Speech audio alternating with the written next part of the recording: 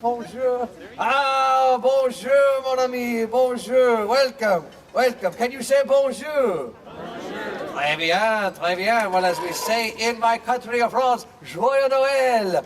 Merry Christmas. Now, I do have a question for you, huh? Do you know who I am? And who is that? Oui, Pere Noel. Le Pere Noel, Father Christmas, the good spirit of the season. And like my brother Santa Claus, I am all to bring presents to good boys and girls. Oui, yes, only in France, yes? Ah, it is a joy for me to see all of you in good spirits on this beautiful day. Ah, very good. Now, I do have another question. Have any of your petits-enfants, have you ever written a letter to my brother Santa Claus at the North Pole? Oui, yeah, yeah. You big people can admit it too. Yeah. Well, in France, when a child writes a letter to me, Père Noël, and they include a return address, the French government pays the postage on my reply. Not too bad, huh? I tell you this, my friends, because I received so many letters. I'd like to share with you one of my favorites. It came to me from a little girl named Babette, who lives with her Uncle Louis and her big brother, Francois, on a farm near Le Beau in the mountains of Provence. And I hope it will give you a flavor of the holiday season of France. Écoutez, that means listen, she writes. Dear Père Noël, even though my brother Francois says that Christmas is for babies, I look forward to la veille du petit Jésus and a visit from you. Well, of course she does. The watch night, Christmas Eve, is a magical evening when my family sits in front of the fire, sipping hot cider, and Uncle Louis tells us the story of the birth of the baby Jesus.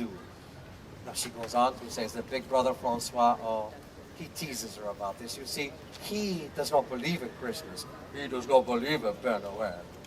But for me, nothing can surpass the magic of the watch night or the fragile beauty on a child's face on Christmas morning. And Lord, with Christmas still several weeks away, Uncle Louis will secretly decorate the Christmas tree, and Babette and Francois will set up the crèche. You know this word crèche? You might call it the nativity scene. It is one of the most important symbols of the Christmas season to the French, even if it was invented by an Italian. Saint Francis of Assisi, so he's okay too, huh? Now, you know the little statues you place inside the crèche, Mary and Joseph, three wise men, little drummer boy. Well, in Provence, where Babette lives, it is also tradition to include statues of people from your village. The baker, the priest, little figures made out of clay called santons. Can you say that? Santons? It means little saints. And Babette's wish for Christmas last year was for another santon, another little saint, to place inside her manger scene as if it were going to worship the baby Jesus. Oh, it's a lovely tradition, no? Oh, last year Babette was also finally old enough to go to midnight mass with Uncle Louis, and it was very beautiful. Uncle Louis, he presented a newborn lamb to the priest to symbolize the Lamb of God. He then placed it in a cart, and Babette pulled the wagon all around the church for everyone to see, while shepherds played hymns on flutes and drums. And after Mass, home again for le réveillon, the big supper. Who likes to eat at Christmas time, huh? Who likes to eat all the time? Huh? Well, in France, it is no different at all. Babette, she feasted. She had roast goose. She had pâté. She had le fromage. Oh, le fromage sounds fancy. Oui, it's cheese.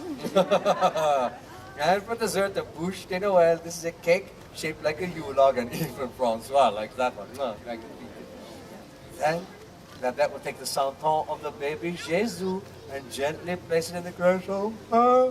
The last thing she does before she goes to bed is to take her shoes and place them by the hearth for me to fill with treats and goodies. In America, you put out stockings for my brother Santa Claus. Well, in France, children put out their shoes for Père Noël. So I have to say, Babette was a bit what you would say devilish, because this is the shoe she left with her name.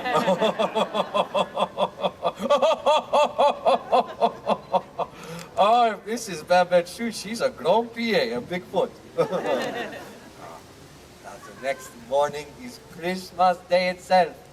Bright and early, Babette, oh, she jumps out of bed, she rubs her eyes, she tries to wake Francois. After all, she wants to see what Pere Noel has left for her. But oh, Francois, oh, he takes his time. After all, he does not believe in Christmas. He does not believe in Pere Noel. And yet, when the children get downstairs to look under the Christmas tree, their eyes behold a magical sight. Look, one, three. 3 centons, even more than my little friend requested, only from me, Pere Noel. One looks like Uncle Louis, the second like doubting Francois, and the third looks just like sweet little Babette herself. Huh? Now, she concludes her letter to say, so you can see, I think Christmas is the most magical day. All I need is a Christmas tree, Santon, and you, Père Noël. Oh, love Babette. And that, mes amis, is a small taste of holiday season of France to the eyes of a delightful little girl. Oh, a sneaky little girl. But a delightful one nonetheless. Oh, and you know that just this morning, just in time for this year, I have received a letter from guess who? Francois, oui. So I guess he's come to believe in Père Noël, just a little bit. No, he was very high-tech with his letter. He emailed me. What of you, mes amis? Do you believe in Père Noël? Yes. Do you believe in Christmas? Yes. Then can you wish me a Merry Christmas in my language? In France, we say Joyeux Noël. 1, 2, 3. Oh, it is music to Père Noël and to all of you. I hope you have a very Merry Christmas. Joyeux Noël, everyone! Merci, merci beaucoup. Madame and Monsieur, it's a very busy time of year for Père Noël, but I have a few minutes if you'd like to come and say hello. We shall make a line right along here. And yes, you shall be first, my dear. Yes. How can I say no, all right? It looks like Christmas has exploded all over you.